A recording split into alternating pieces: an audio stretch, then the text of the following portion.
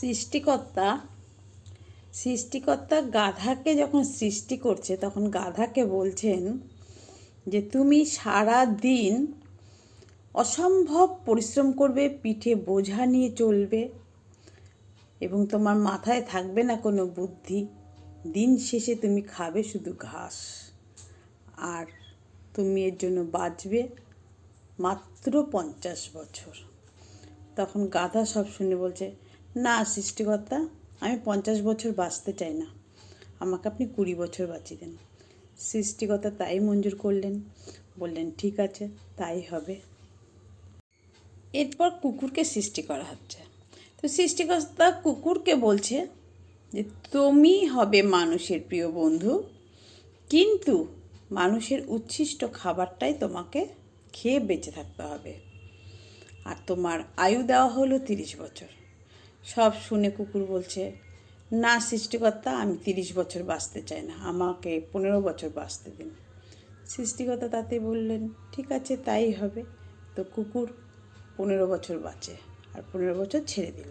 এরপর সৃষ্টিকর্তা যখন বানরকে সৃষ্টি করছে তখন বানরকে বলছেন যে তুমি সকাল থেকে সন্ধ্যা পর্যন্ত এ ডাল থেকে ও ডাল, এ গাছ থেকে ও গাছ লাফালাফি করবে, বিভিন্ন রকম আকার ইঙ্গিকার করে মানুষকে আনন্দ দেবে এবং তুমি বাঁচবে মাত্র 20 বছর। তখন বানর সব শুনে বলছে, না সৃষ্টিকর্তা, আমি 20 বছর বাঁচতে চাই না, আমাকে আপনি 10 বছর আয়ু দিন। সৃষ্টিকর্তা তাই মেনে নিলেন, 10 বছর ওনাকে বাঁচতে দিলেন। এরপর এলো পুরুষদের জীবন, এরপর এলো পুরুষ মানুষ। সৃষ্টিকর্তা যখন পুরুষ মানুষকে সৃষ্টি করছে তখন বলছেন যে তুমি হচ্ছে প্রাণী জগতের মধ্যে সবচেয়ে বিচক্ষণ এবং বুদ্ধিমান, তাই তোমাকে আয়ু দেওয়া হলো মাত্র 20 বছর।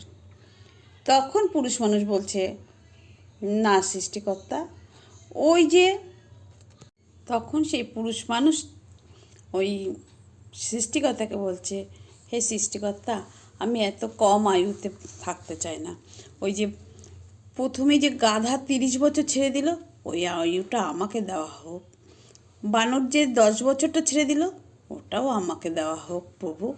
তারপর বলছে যখন কুকুর যে 15 বছরটা ছেড়ে দিল ওটাও আমাকে দেওয়া হোক প্রভু। তখন সৃষ্টিকর্তা সব শুনে বললেন ঠিক আছে তাই হবে। সেই থেকে পুরুষ মানুষেরা 20 বছর বাঁচে পুরুষ মানুষের মতো। তারপরে 30 বছর গাধার যে 30 বছর, সেই 30 বছর সংসারে সে গাধার মতোই পরিশ্রম করে যায়। তারপরে যে কুকুরের যে 15 বছর, সেই 15 বছর উচ্ছিষ্ট খাবার খেয়েই থাকে।